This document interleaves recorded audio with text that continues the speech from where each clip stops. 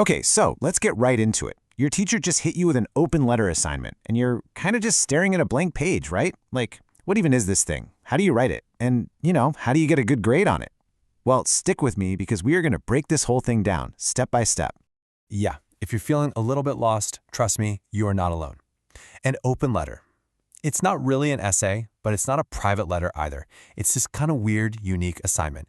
But hey, by the end of this, you are going to have a super clear plan to tackle it with total confidence. So, what are we actually dealing with here? The easiest way to think about it is this. It's an opinion essay that's dressed up to look like a letter. You're writing it to a specific person, say a politician or a CEO, but you're doing it in public. The real goal is to persuade not just that one person, but literally everyone else who's reading it.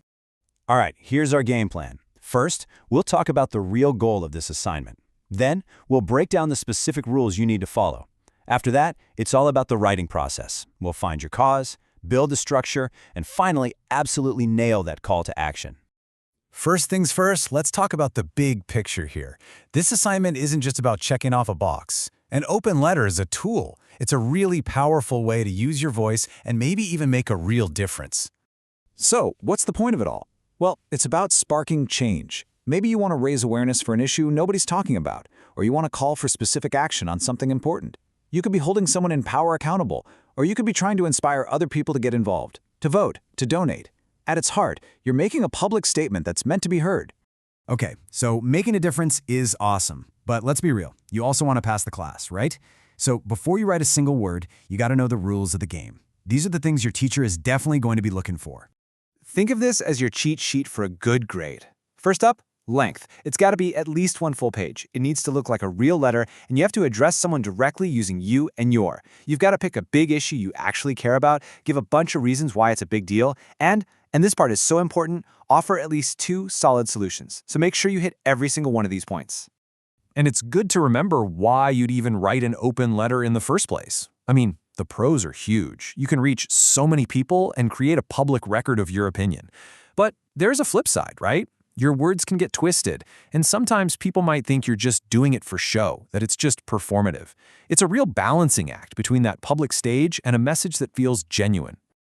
All right, you know the rules, you know the stakes. Now it's time for the most important, and honestly, the most fun part of the whole thing. Figuring out what you actually want to write about. This is where your passion really gets to shine. Just start with this question. Your assignment says to pick an issue that matters to you. So don't just pick something you think your teacher wants to hear. What is it that genuinely makes you mad or sad or excited for change?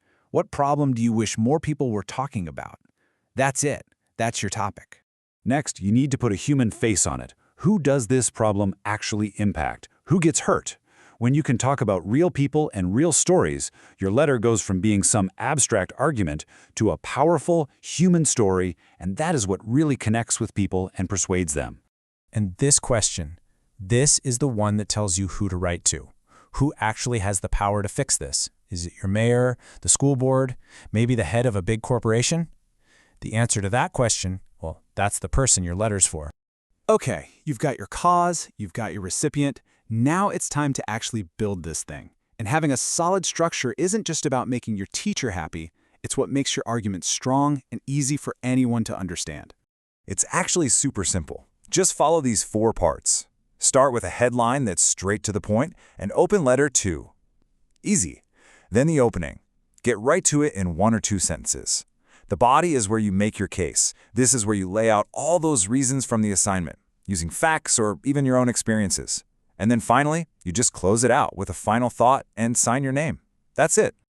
Now we're at a really crucial step. See, a letter that just points out a problem is basically just a complaint. A great open letter, that's one that actually offers a solution. This is where you switch from just describing the issue to telling your reader what you want them to do about it. Using a phrase just like this one, I urge you to take the following actions, is so effective. It's direct, it's respectful, and it's totally focused on action. It tells your reader that you've really thought this through and you have some concrete ideas.